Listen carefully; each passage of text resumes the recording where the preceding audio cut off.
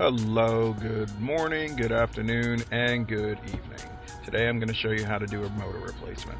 We're going to be replacing this Oda motor with a new LiftMaster 8160. First things first, unbox everything, put everything in a pile so you do not lose anything. Now, this is a T-rail. We're going to cut all these straps off, tape off, and we're going to assemble the T-rail onto the actual motor head itself. First thing is to do is make sure that the chain is straight, no kinks, nothing in it. We're going to put the chain on the sprocket. Once you have the chain on the sprocket, you're going to need to adjust the T-rail in the back in order to get the T-rail onto the actual motor head itself. I'm going to show you right now that those bolts do not fit in there unless the T-rail is pulled back almost a good 2 inches. So you can't do that. So what we're going to do is, I'm demonstrating real quick to show you that those are where the bolts are going to have to go, but you cannot get the T-rail to move back any further. So what you're going to do is come back here to the nut and bolt system. You're going to loosen up the bolt. And what that does is pulls the chain back a little bit, gives you a little slack in the chain, so you're able to move that T-rail a little more freely.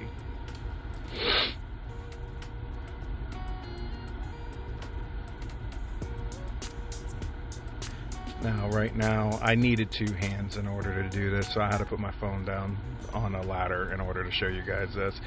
But now that I got 2 hands free and I can pull that T-rail back more, all I have to do is put the the bolts into the motor head itself and secure the T-rail. Alright. Next, you're going to want to take a 1/2-inch wrench, or you can use a deep socket, 1/2-inch socket, to get this assembled, but always make sure that your chain is straight, not twisted, no kinks, none of that, because if so, that is going to cause your motor to really act up. You do not want any kind of kinks in your chain assembly. Make sure when you tighten it, you tighten up the back and the front so it's snug, the chain will not go anywhere, and that is your adjustments for your chains. Also, this down here, your trolley system. I personally like to disengage it, and I like to scoot it forward a little bit, so when you do pick up the door, it does not hit against the door when the door is coming up when you're using the door manually.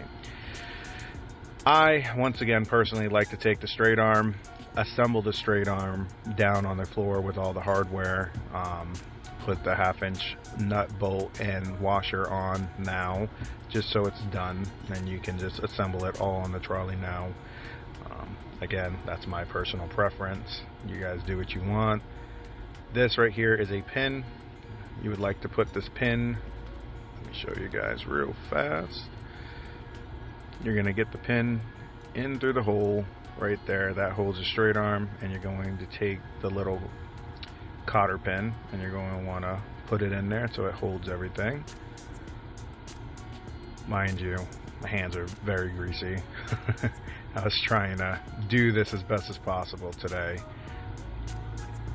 I had many calls after this. This was only my 3rd call. I think I had another 5 or 6 calls after this. Always put your emergency disconnect on so you can just have it there. Next, though, is this wall button. You would want to take the wall button. There's a red contact, a white contact. We're going to be replacing that. Now, this right here is concrete, unfortunately. Sometimes it's just drywall or wood, but I take a little mason bit. This is a 3/16 mason bit. It's a perfect size for wall button anchors and wall button screws. What you're going to do, I'm still showing it, sorry, getting a hang of this editing stuff. It's a 3/16 mason bit, and you're going to want to have also anchors to put them in. Wire up the wires, red with red, white with white, make sure they're snugged. You're going to drill your first hole, put the anchor in, put the screw in, and then I made a mark for my next hole. and you're going to want to just drill. Most of the time you will not be doing this. It's very rare where they have concrete for the wall button, but today they did. So I'm showing you guys this one. And this also works for keypads as well.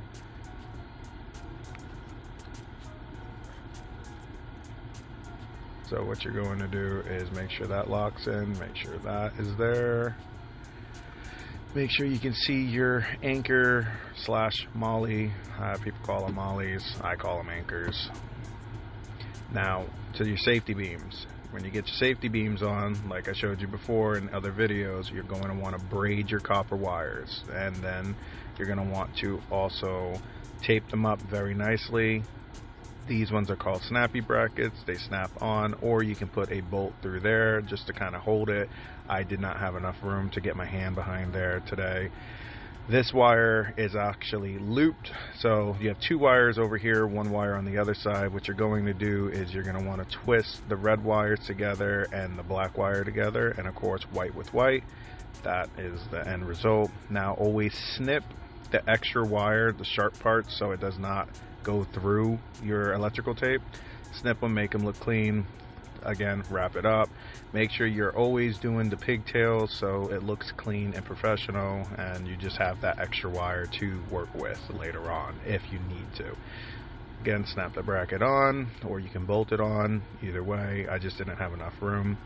Now in this case, this J-arm is completely secure with through bolts and angle and all that, so I'm going to keep the J-arm, but I'm going to replace the straight arm with the new straight arm.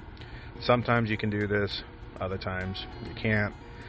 This is a 9/16 bolt system. You can leave those or you can replace them. This right here, you're going to remove this, and I like to put my new bracket up already. When you take the old motor off, you can let it lean on the springs if you have the room. So when you get in the back like this, you are able to have almost assistance from the springs hold the front of the motor while you take apart the back of the motor.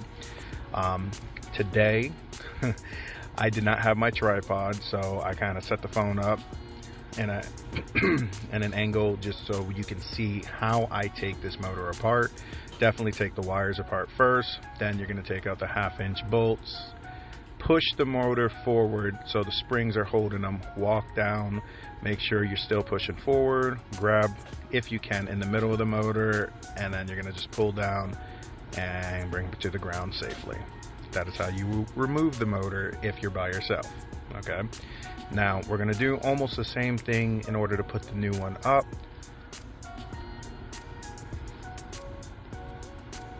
Going to grab the new motor, going to put it above the spring so the spring is supporting it in front. Going to grab the motor head itself. You're going to continue to push forward. Now, unfortunately, I forgot my 1/2-inch bolts, the new bolts, on the floor. So I have to go back down and grab it, but I did not want to take the motor completely down again, so they were just right there on the ground. So I grabbed them while continuing to push the motor forward. Again, grab the back of the motor head itself and continue pushing forward so the front of the motor does not fall. There are other ways to do this, and I will explain that in another video, but this is the way that I was doing this motor install for today. Put your put your 1/2-inch bolts inside of your downs of your angle and then into the motor brackets itself. You're going to want to finger tighten the nuts and bolts. Again, make sure you're pushing forward so nothing falls to the ground while you're doing this. This is a long video. Ta-da! Done. So the motor is hung safely, but everything is finger tight. And now what we're going to do is I'm going to grab this camera and I'm going to move it forward, and I'm going to show you the pin system and cotter pin for up here. Now you're going to want to put this motor bracket and motor together, T-rail together, just like magic, how that just happened. And you're going to want to make sure that it is through and everything is secure. The J-arm is onto the straight arm, the new J-arm and straight arm. Now with the pull string, this emergency disconnect, I personally like to cut some of this off, because when customers are pulling in their vehicles, sometimes it can get caught on the vehicle's hood, or if they have a rack, and it will pull the motor disconnect and disengage it from the motor, causing it to be on manual. So I personally like to cut it above my head. I am almost 6 foot. I'm 5'11". I still just say I'm 6 foot. Anyway, this right here, awesome tool, 90-degree angle ratchet socket. It's amazing. Anyway, we're going to get to our programming and setting forces and limits for the motor. You're going to want to push the rectangle button first. That lights it up. The up arrow will begin to flash. You push and hold the desired height on the up limit. Make sure that it's going up. I like to personally get the door above the header, so if a car is pulling in, or a truck, SUV, it clears. If it clears the header, it's going to clear the door. Once you get that desired position set, you're going to push the rectangle black button again. It's going to start flashing down. Now you do the same in the downward position. You're going to hold that button until you get to a certain height of the door. Now I like to leave the door just slightly, when I say slightly, like a 1/16 to an 1/8 off the ground, because the motors usually push a little more. Once you get that desired down position, you're going to push that rectangle button again. The motor is going to start flashing, letting you know it is setting its forces for the up, and it's going to do it again for the forces for the down.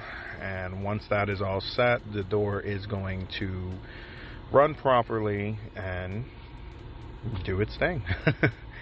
So the door is now going back down. It's setting its forces down. Now I do want to explain something though too with this. This garage was very tight. Those safety beams are very, very close. I try to tell customers to keep everything away from the safety beams at least 6 inches to a foot, because if those safety beams do get hit, it just messes with everything. After everything is set with the motor, you're going to want to push your wall button twice. Sometimes it's one time, but majority of the time it's twice to set the motor. Now with this, make sure you come up here. Your safety beam wires will always be in your right terminals, and your wall button wires will always be in your left terminals, okay? Do not get those mixed up, because the motor will not work. Now, I do want to show you one thing. Always, always, always bring light bulbs with you, okay? These motors do not come with light bulbs. If you bring a light bulb with you, the customers will love you forever. Now, another thing too, with this motor, it does come with a grease packet. And what you do with this grease packet is you're going to want to smear it on the T-rail. Get it nice and greased up. Make sure it gets all over. I like to use the plastic bag that the hardware comes in, so I'm not getting grease all over myself or the floor. And definitely, while you're here doing a motor install, I would recommend spraying the hinges and rollers. Do a full service for the customer. Sometimes they'll give you a tip, sometimes they won't, but it does make the door sound better. This door in particular was very noisy, so I had to make sure I lubricated everything before leaving. It was squeaking quite a bit. Make sure you spray the springs. And another thing too, I don't know if you noticed, but these hinges are extremely greasy and just disgusting looking. I do recommend, oh, and before I forget, so sorry, always use a blower. Blow it out. You get tips for that, but use a rag for the lubrication too. So